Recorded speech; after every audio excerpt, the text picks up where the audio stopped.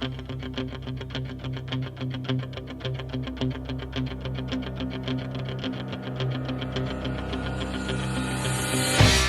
Jet, if we're gonna make this Lost Trivia Throwdown worth our while, there's gotta be some stakes involved. So here's the deal. If you win, I give you something that I can provide, and that's 1 hour of free legal advice. If I win, on the other hand, what can you give me? I'm not really sure, but how about some biscuits that you guys make down there on the farm, or something you grow, something like that. Anyway, to review, you win, you get legal advice. I win, I get an onion. Not fair, Jed, but the bottom line is, I'm coming after you. Because when it comes to Mrs. Clue, you don't have a clue. See you at the throwdown. Alright, Alex, so you're raising the stakes on this Lost Trivia Throwdown. I can handle that, sure. I'll take your 1 hour of free legal advice, no problem. I don't need it, but I'll take it. That's cool. And if I do happen to lose this thing, which I'm not going to, not only will I get you a buttermilk biscuit, I'll go out, I'll milk the cow and make one for you. That's right. I'm gonna come at you like a lost spider monkey. You have no chance, Alex. I need something witty here. He's got that Mrs. Clue line. What's something witty I can say? You know anything witty? No.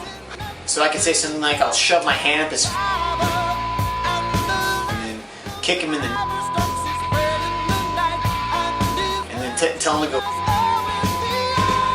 and come back and then say, haha, your own sister. Is that witty? No, that's not witty.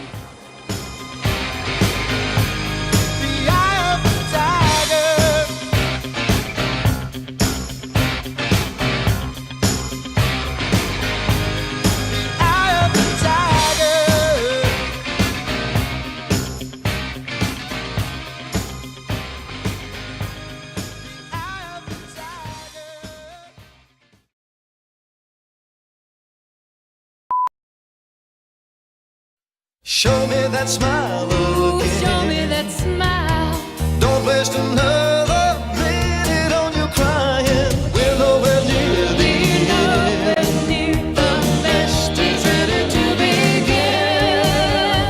Oh, as long as we got each other, we got the world spinning right in our hands, baby, you and me. We gotta be The luckiest dreamers who never quit dreaming. As long as we keep on giving, we can take anything that comes our way. Baby, rain or shine, all the time. We got each other, sharing the laughter and love.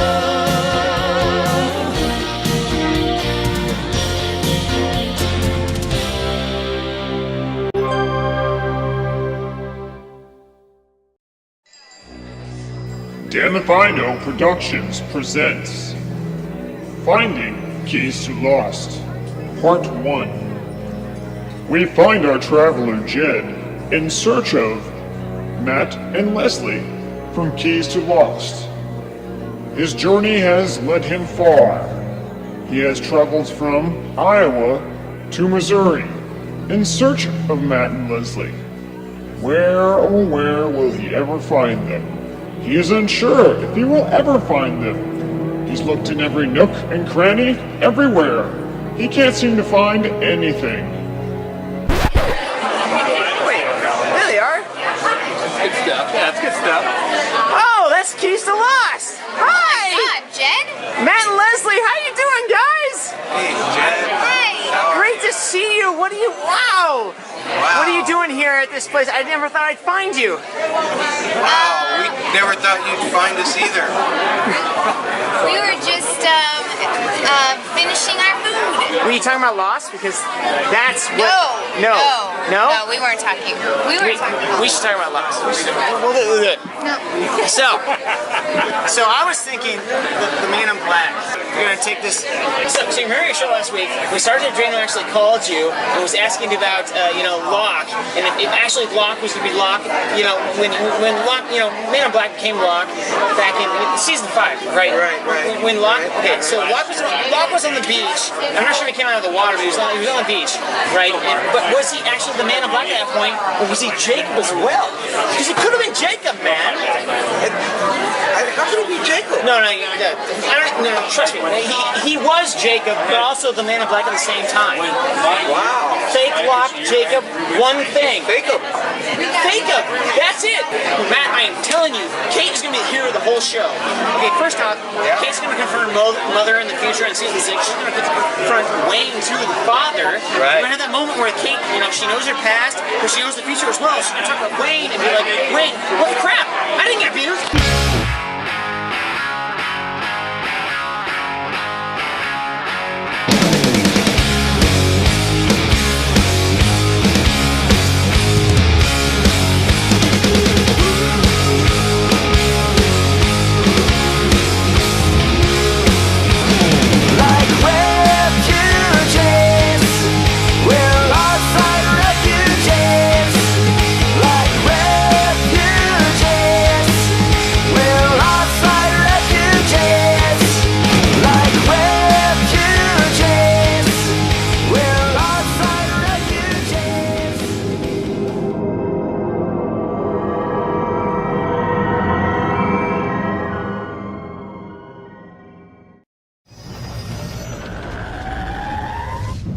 Rock on, guys. Let's go to number 2.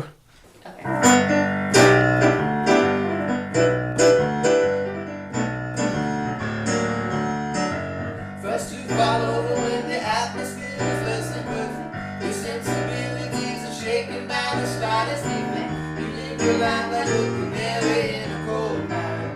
You get so dizzy even walking in a straight line. Number 2. Matt. All right, my number 2 moment is the only moment that I chose from the incident. And it is when Faux Locke, Dark Locke, MIB, whatever we're calling him these days, it's what I call his temptation of Ben. And that's when he tells Ben, why the heck would you not want to kill Jacob? Why do you want me to kill Jacob, John? Because despite your loyal service to this island, you got cancer.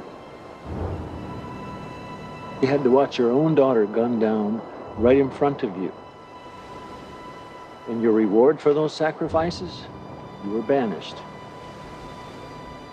And you did all this in the name of a man you'd never even met. So the question is, Ben, why the hell wouldn't you want to kill Jacob?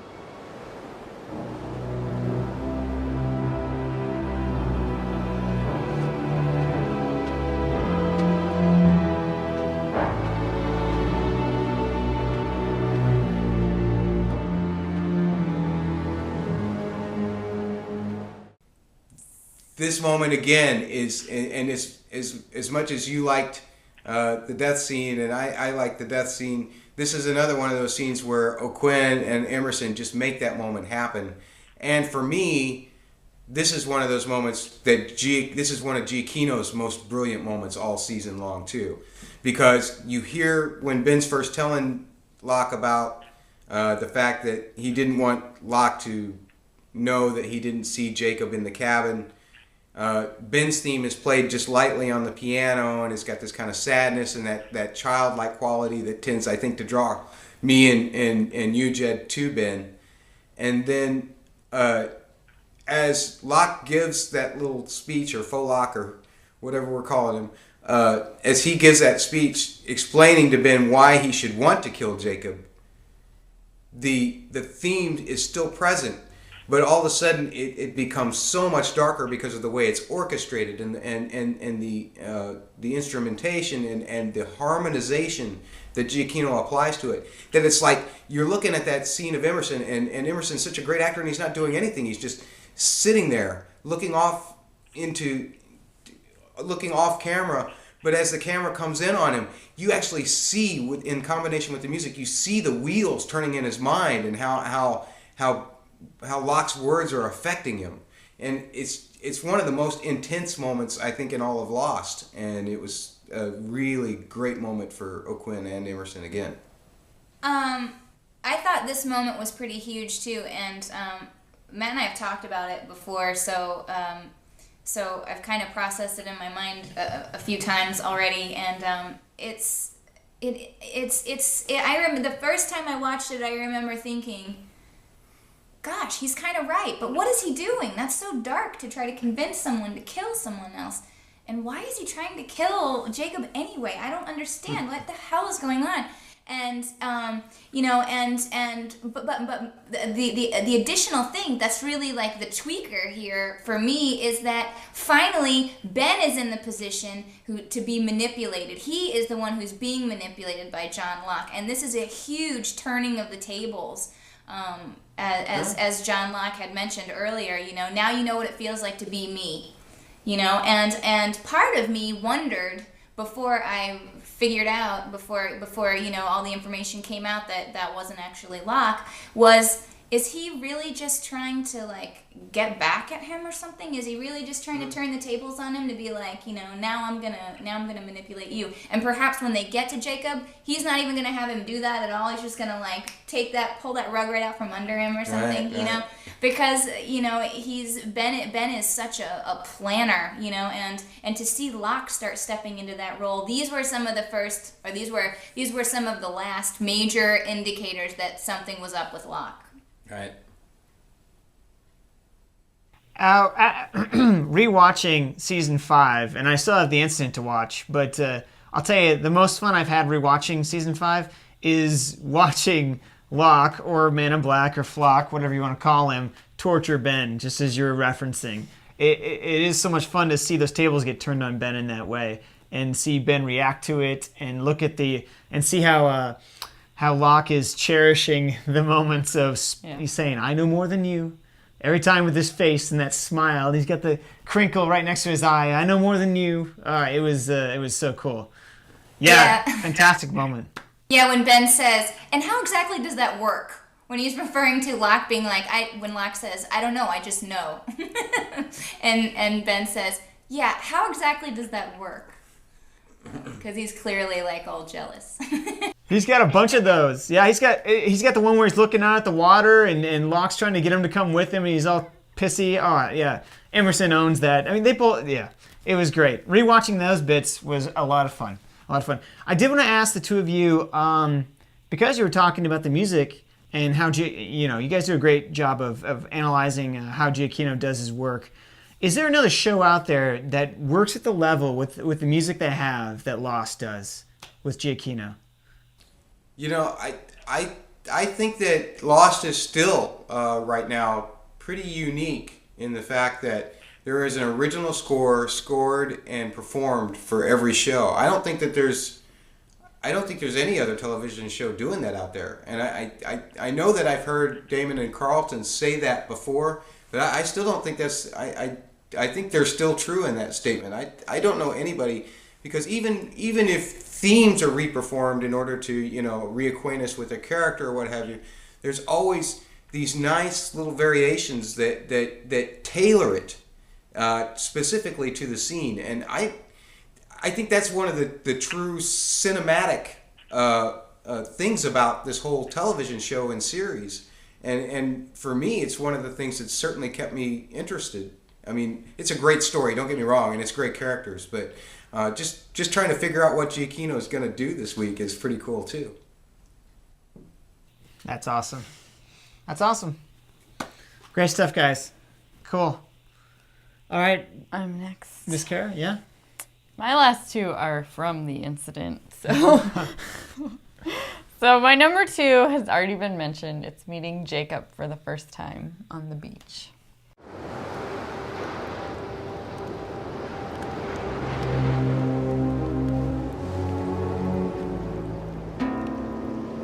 Do you have any idea how badly I want to kill you?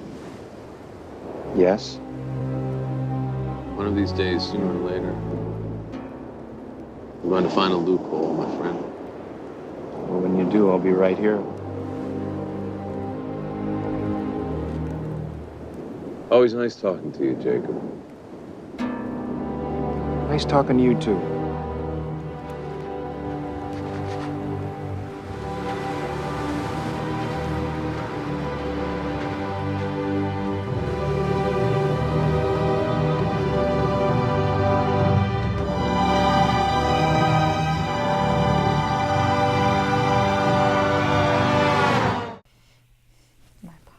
What'd you think about it?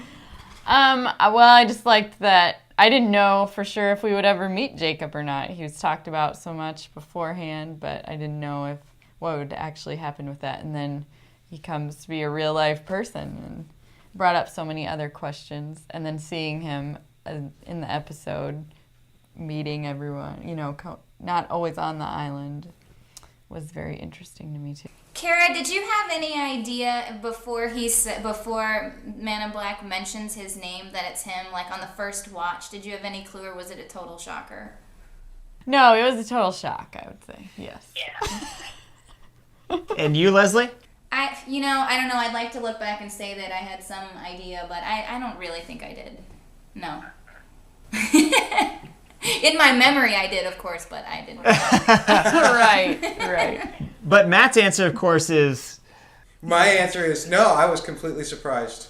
I really was. It didn't even cross my mind. I didn't even know exactly where we were. I knew that we were at the time of the Black Rock, and so that these guys must either be from sometime around then or from the ship and somehow there. Or I had no idea. And then when he said, "Good, always nice talking to you, Jacob," I was like, yeah, that whole scene really makes sense now.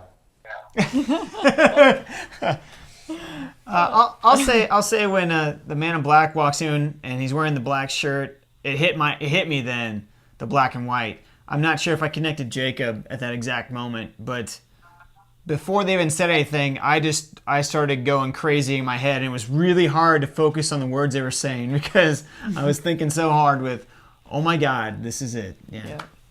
And this show's going to be really good if this is the... Yeah. And then right after that, they pull out and we get to see the statue. I mean, it was like that was like one of the biggest scenes in Lost history, for sure.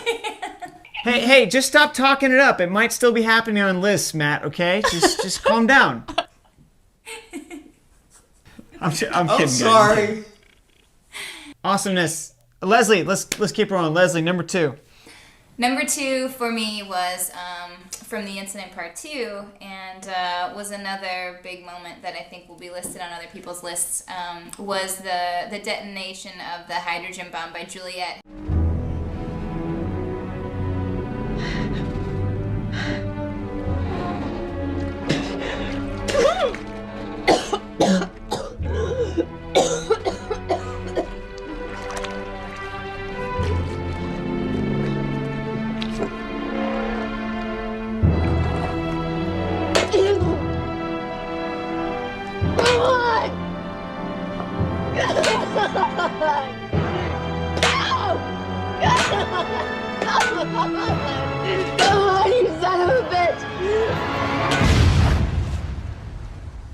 We think at this point is dead, and she wakes up to save the day at the bottom of the pit or the well, and she's banging the bomb with a rock, and you're just like, every time you're like, oh like wondering if it's gonna work, and she's just so heroic, and we've just been through the real emotional, letting go between her and Sawyer at the top of the well, and it's just like, oh. And how many times did she hit it? 5 times? No. How many minutes? 8. 8. One of the 8 numbers. 8 times, sorry. I should have known it was one of the numbers. So that's my number 2. Matt, go ahead, bud. Well, I'm not even going to comment on it because she didn't even know how many times Juliet hit the bomb. No, it's a great moment. And again, that's I'm one. leaving. It's alright. You can read my last one. I wrote it down. This is another one of those +1 moments for me. It's something you can't even put on the same scale, and it's this is what we've been talking about all hiatus. I mean, here it is. Is there an alternate timeline or not? Is there a way to change things or not? Is there a matter of free choice, or is it fated that it's going to be this way? This is what the whole show is about, and they capped it in a perfect loop with that question between Jacob and Juliet's action. It's all comes around to one single loop, which asks the question: fate versus free will. Nice. I'll get a little emotional on you guys here. I'll tell you, I put that, I've cut the video of Juliet screaming multiple times in multiple shows, and I don't know, it gets me every time. It's tough. Juliet in that episode, I wasn't a big fan of her flip-flopping, no matter how the writers kind of defend it with some flashback. But man, no matter, that ending just gets me. It really does. You can say that. It is cliche to say it gets you every time, but every time I cut that, every time I watched it after I had to cut it together, it's just her screaming, swearing, the desperation, the blood, the whole thing. That's tough. Yeah. Absolutely.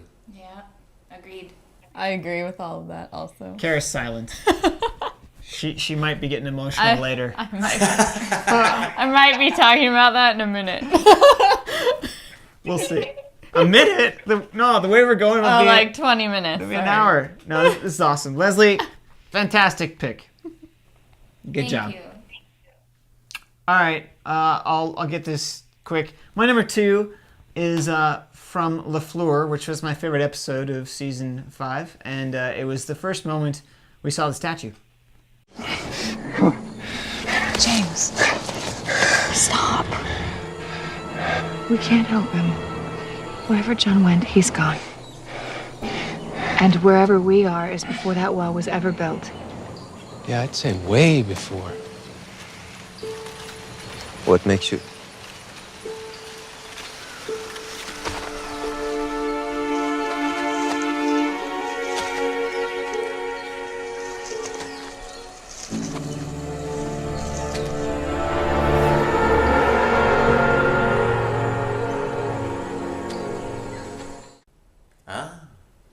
I dug it.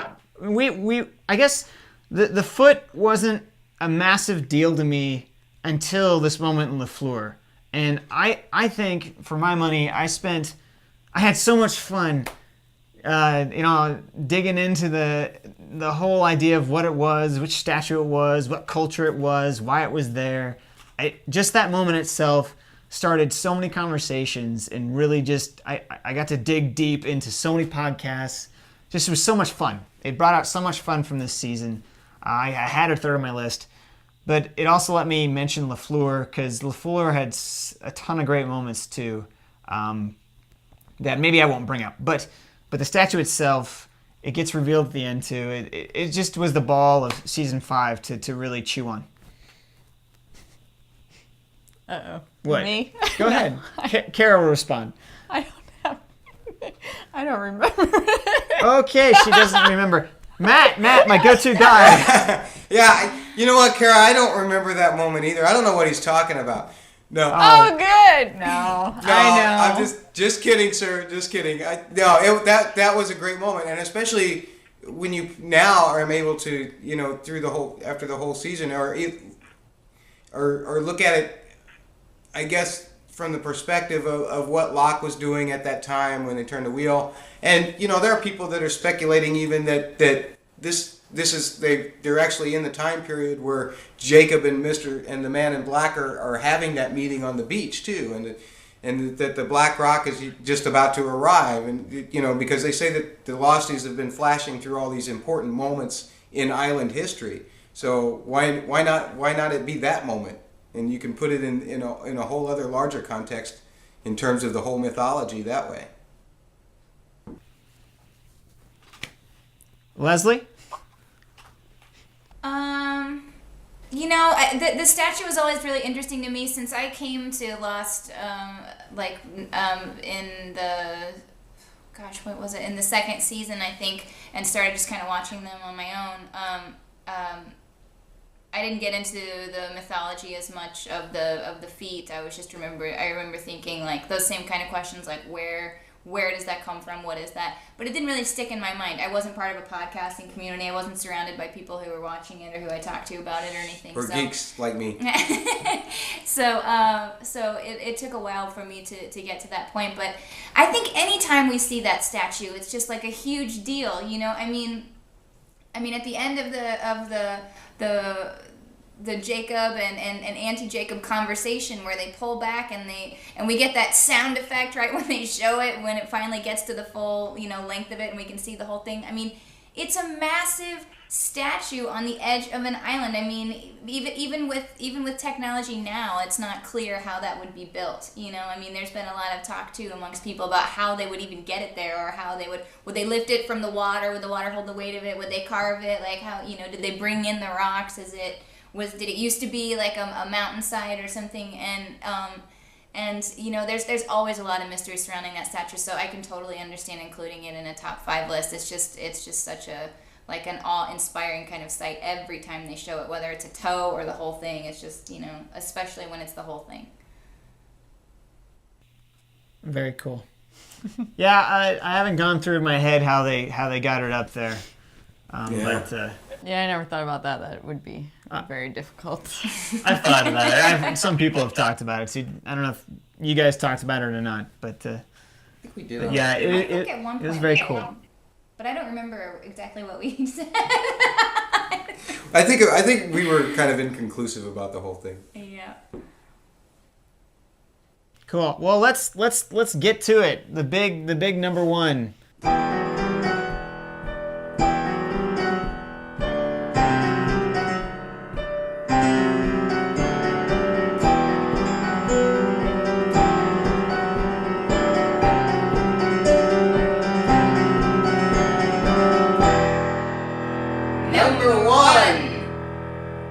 My number 1, and gee, this is going to be one that has already been spoken of twice, but it is the life and death of Jeremy Bentham, literally, and that's when Ben saves Locke and then kills him. I'm a failure. No, John, you're not. I am! Jack booked a ticket.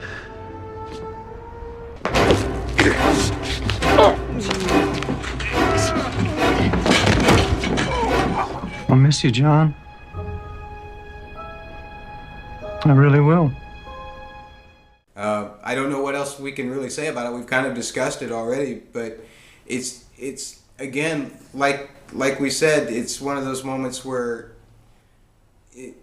Emerson and O'Quinn, and you just use those 2 words, and that's all you really have to say to know that it's just a great piece of art, and not only that, but a great piece of storytelling. Let me just throw a quick thing in here. When I saw it the first time, that went through my mind was that maybe it has something to do with the act of suicide, and that wasn't something that John should have been associated with. It went through my mind thinking that, because it's such a strange thing for Ben to stop him and get that little nugget of information from him. It seems like something Ben would know too. So I kind of big picture jumped to the concept that maybe John couldn't kill himself. It's not looked upon well, in Christian faith, not to go there, but it's the idea of suicide is much different than sacrifice, where you're dying for something, killing yourself, but maybe Ben, something had to kill him, couldn't let him kill himself, but he still had to die, so he killed him. I just love Ben too much. I keep trying to give him credit where credit's not due, I guess. Yeah.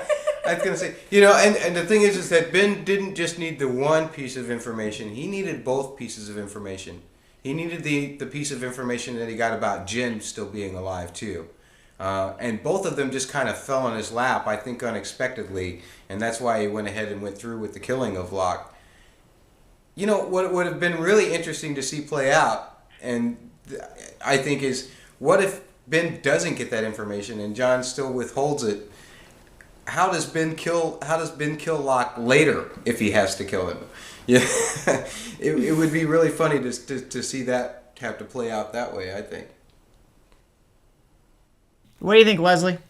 Yeah, I don't know how he would kill him later. Yeah, I don't know either.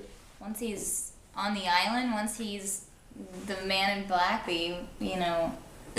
I don't know. Wouldn't have worked out so well. No, probably not. But I don't know. Again, you get somebody to the emotional place where you can manipulate their actions, then maybe it's not that difficult. I mean, that's what happened to Ben. I don't... I don't think that would ever happen to the Locke that we saw in the incident, though. So I don't. Yeah, I don't think so. But I love that. That's one of the moments, and and I know it was. I knew it would be an emotional moment for Matt because he relates to Locke so much, and watching him with kind of teary, and as you mentioned with the cord, and just such a given up kind of moment. I mean, that was a heart-wrenching moment. His legs in the cast, his face is all black and bruised. Yeah. It's just he's just beat up. So visual. Yeah, it's truly John Locke at his saddest. Mm-hmm. That's true. Well, I was going to say to you, from your response, though, that you're trying to lift Ben up even more in your theory that he talked John out of killing himself, saved him from suicide, but then killed him because he had to kill him. So he did two good things in one there. He did! Making him seem even better. Right on. Just wait. It's gonna happen. I'm telling you, Ben is the hero of this whole show. I just don't want to believe it. All right, Cara, lay it on us. What's your number one? Number one, the incident. It's already been mentioned when Juliet is pulled down into the hole. And my moment was more the goodbye when she's hanging on to Sawyer and. Where do you think you're going, Blondie? Kate! Let me get those chains off!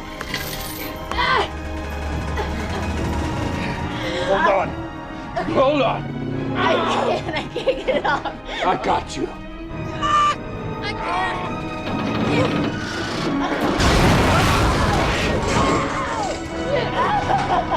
I can't reach them. You hold on!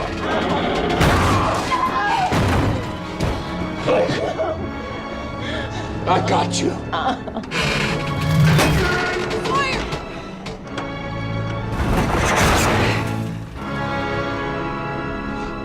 Don't you leave me.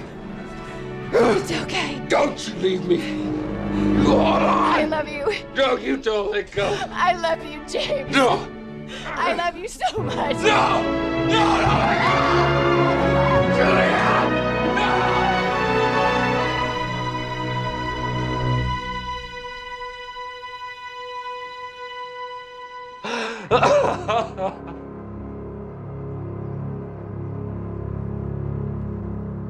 They say they love each other, and she's like, just let me go, and crying and screaming, and then falls down in the hole.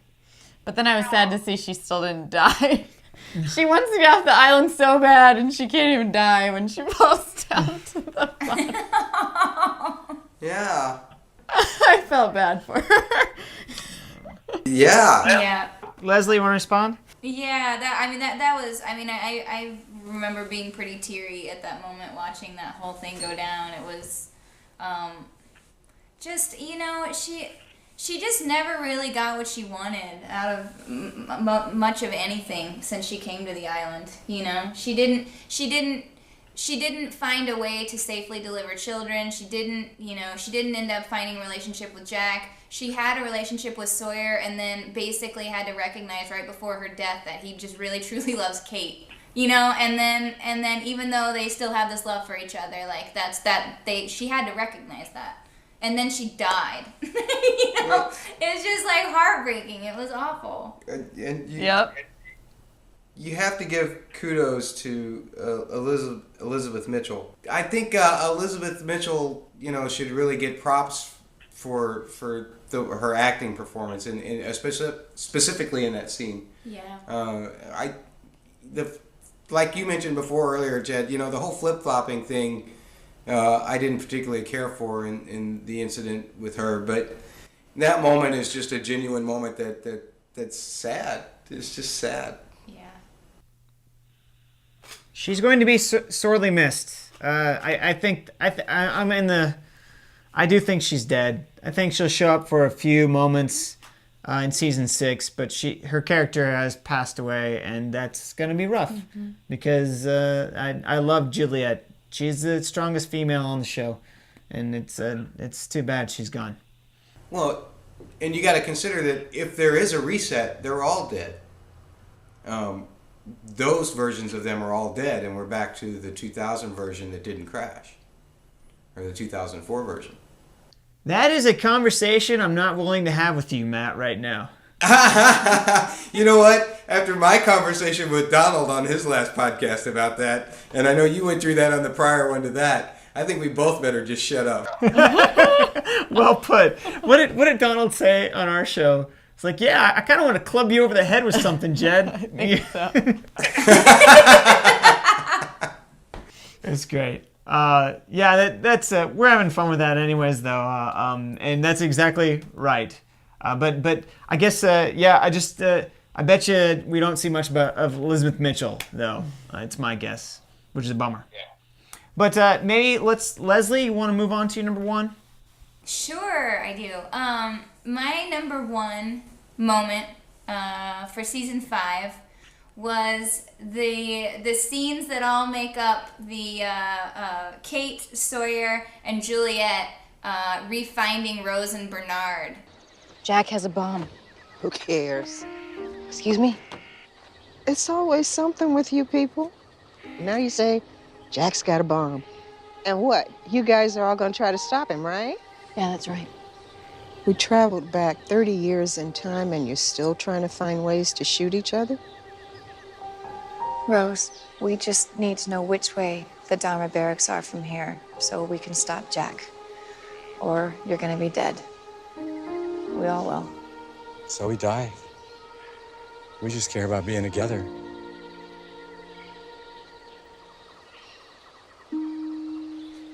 It's all that matters in the end.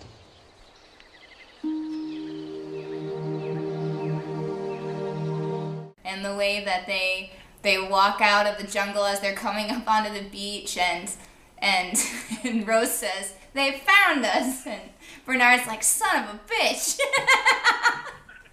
It's so funny, and then we get their whole story where they're like, they're talking about Jack having the bomb, and Rose is like, who cares? It's like, and Kate's all, excuse me, like, this is a big deal, we're all gonna die, and Bernard's like, so what? We're all gonna die, and they really exhibit this quality that they've, not only is it funny, but they're exhibiting this quality that they've found something higher than running around doing all these things, that, it was very funny when they said that they're retired, and it was very funny when Sawyer asked, didn't you hear me say meet at the creek, and they're both like, yeah, when all the fiery arrows were killing all of our friends, yeah, we heard ya, and they have such a sense of humor about it, and they've always been such a sweet pairing of people that, and of course there are all the theories about, questions about whether they're Adam and Eve or not, but regardless of any of that, they've found this place to be, and they're happy, and Bernard has clearly come to the place that Rose had wanted him to come to before, when they showed some of the episodes where he was always trying to do something like an SOS, or the flashbacks that were associated with that show where they're, he's trying to fix her and make her healthy and everything, and she never wanted him to do any of those things. And now he's let go just like she has. And they're just like, all that matters is that we're together. We don't care about anything else. And that was just such a beautiful, emotional, moment. And it was funny and it was well acted. And it was cool to see Bernard looking like Noah with the long hair and the striking blue eyes and everything. And Rosa looked all chill and, just kind of enlightened. They looked great. I loved it. Matt, I'm going to let you talk, but I just want to say, Leslie, that is awesome. I didn't even think of that moment, and that is a fantastic moment. I've actually forgotten about. Man, what a fresh breath of air to that episode of all the stress and everything that's happening, and really thinking about what they are saying, though, too. That was super. What a pick. Awesome, Leslie. Yay, thanks. All right. So, Leslie, first of all, which moment are you choosing? Because this is like there's 3 little segments in there. Are you running them all together? Well. Do you get 3 in 1, unlike the rest of us? Oh, come on. What is this? I thought if you get to list all the episodes that you didn't choose, then I get to fully explain my number 1 moment. I'm not talking about number 4 or number 5. This is number 1. Yeah. So. All right, cheater. All right. That's all I got. It's a great moment. It's perfect. It's awesome. He loved it. I loved it. I think that is a great pick also. I forgot about it too, but when you recalled it again, I remember in that it was very funny, and I like how they wanted to get away from all the drama of everyone else going through, and they're just living their lives and being happy. And that is a good moment. Leslie, you get the seal of approval from us, so we're not taking that side on that, okay? Yeah, 3 against 1. I'm used to that. Okay, so let's see. Then it's just my last one, right? Yep. We've done. I didn't screw up. We got everybody's. Okay, so number 1, big shocker for Jed. Yeah, it's the incident. Yeah, it's meeting Jacob and the Man in Black. Yeah, that's what it is.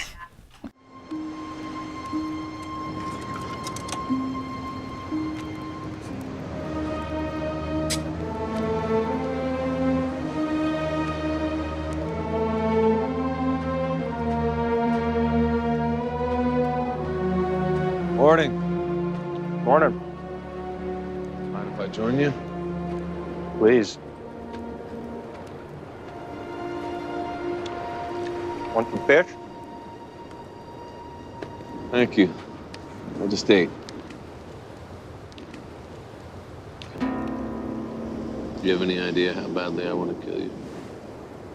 Yes. One of these days, sooner or later, I'm going to find a loophole, my friend. Well, when you do, I'll be right here. Always nice talking to you, Jacob. Nice talking to you, too.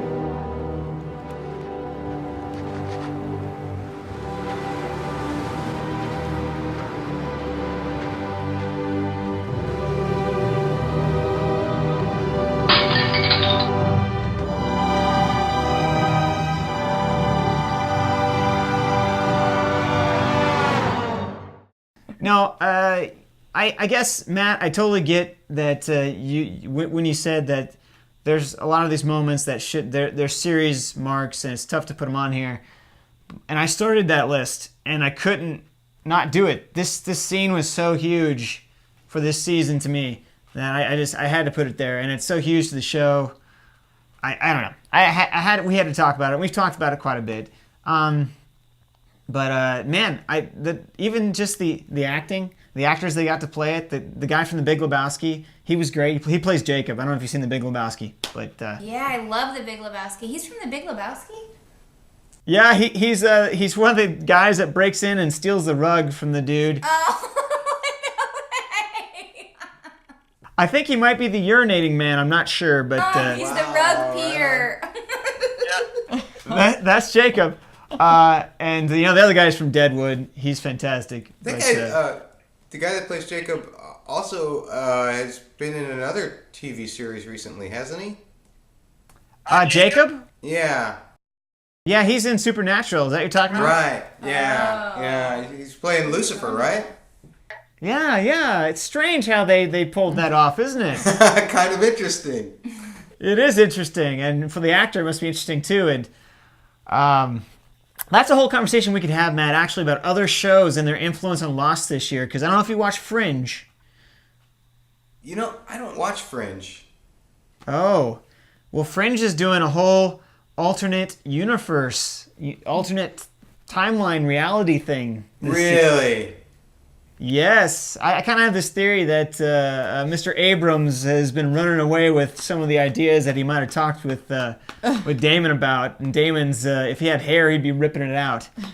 Because Fringe is doing some stuff that I really expected out of Lost. Yeah, that or it was JJ's idea to begin with, and he just got to it faster than Damon. That's absolutely true. But anyway, yeah, we've got that. That's number 1. top 5 lists. Wow, guys, we did awesome. We had a wide array of stuff. We didn't double up that much. No. No, it was pretty good. Yeah. So fantastic. Top 5, season 5. Awesomeness.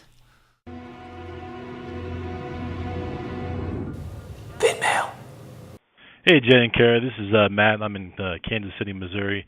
I've never called before, but I have been watching you since the get-go. You guys are awesome fans, and I can tell that you really love it, and that's why I watch. You guys are really entertaining, and I just want to say keep up the good work. I thought I'd give you a call and just saw your latest episode.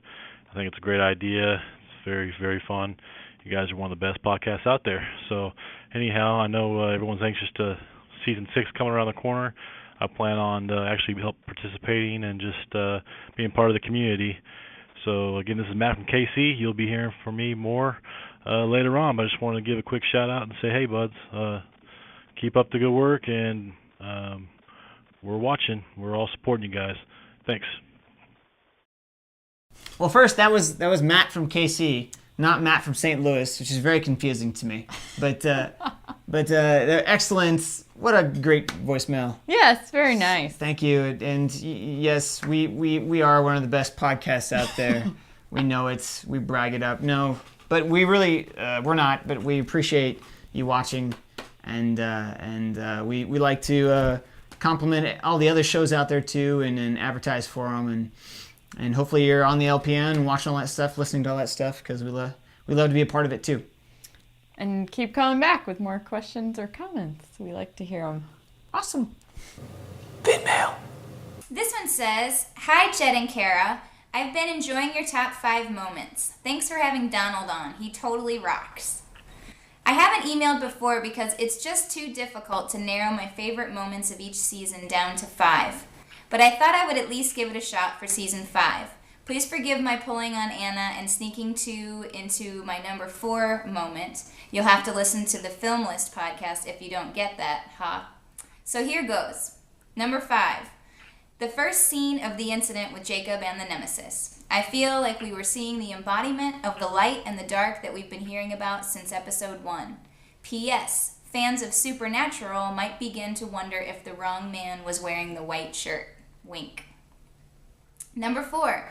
Hurley's infamous flying Hot Pocket scene. Who didn't die laughing at that one? And an honorable mention to Hurley's recap of the last 4 seasons for his mother. I like that. That's good.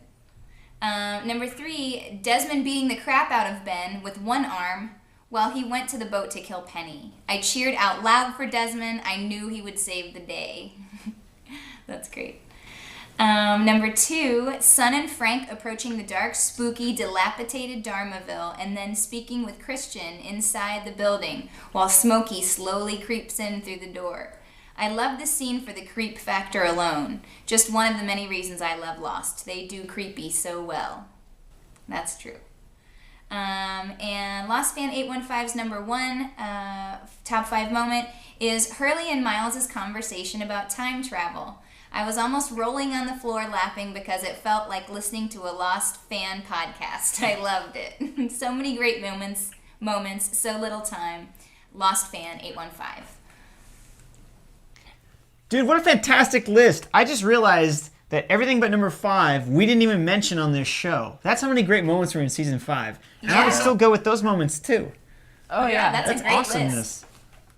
Awesome list. Nice job. And I think I made a promise to Lost Fan 815 that we'd play the Hot Pocket throwing against the wall scene, so here's that. Hello, Hugo. Thanks, Lost Fan 815. Yeah, thanks. Awesome stuff. Hey, Jed and Cara, it's the friggin' Italian here. So I wanted to put in my input for my season 5 moments. It was a tough list to come up with. There were so many great moments, but I think I whittled it down for you. So the first one I have is Frogurt getting an arrow straight in the chest after yelling, "Fire!" The next one, "Why is there a dead pecker standing on my couch?" Hurley's mom has the best lines. Man, I tell you. The next one, Hurley throwing a Hot Pocket at Ben. I think that was the same episode. Also later in the series, Hurley is rewriting Empire Strikes Back. And finally, Phil getting a metal rod skewered right through his chest.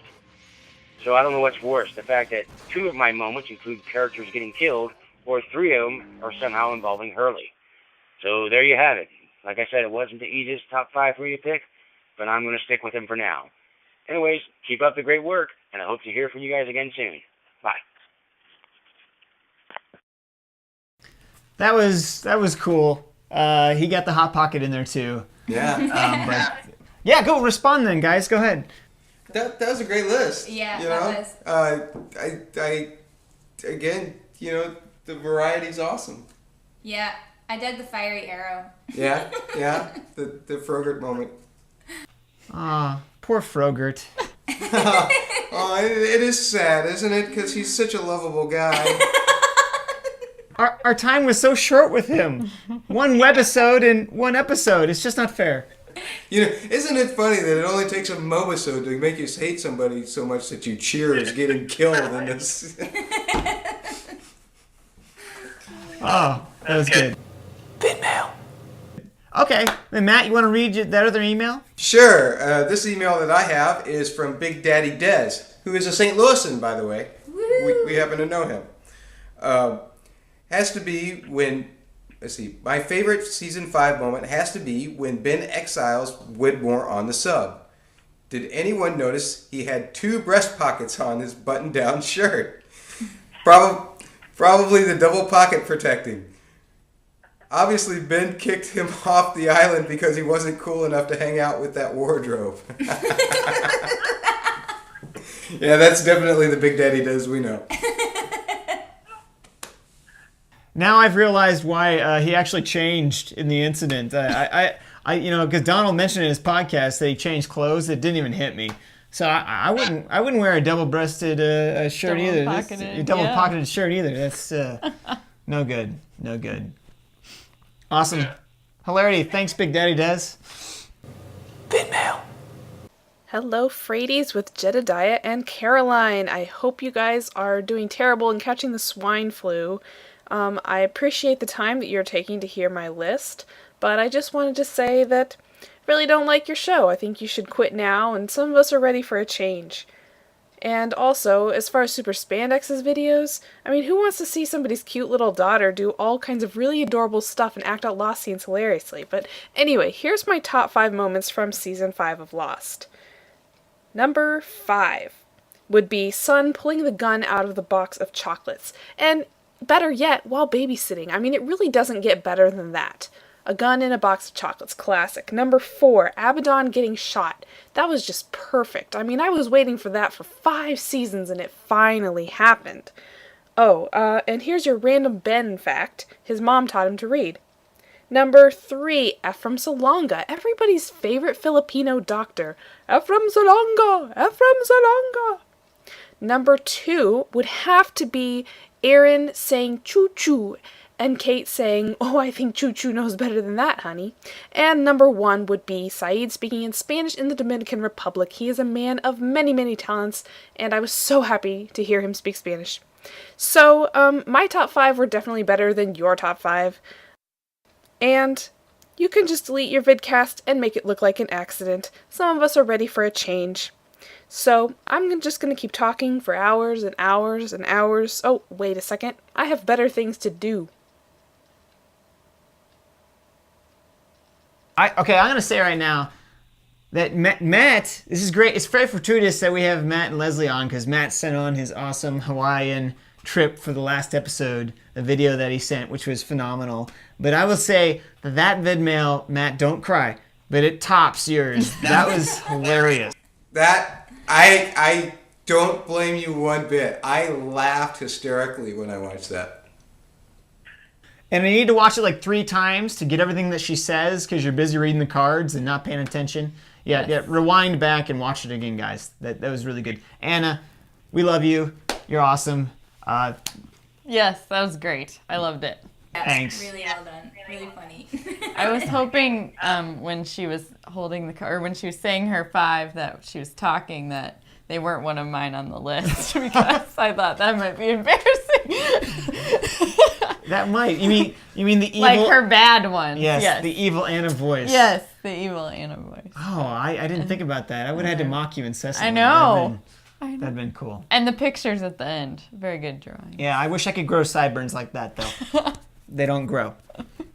We all know about your beard tricks there. See, and they're all. You guys are for me, right? I should grow the beard. I say grow the beard. Of course, Kara's gonna throw stuff at me right now. So.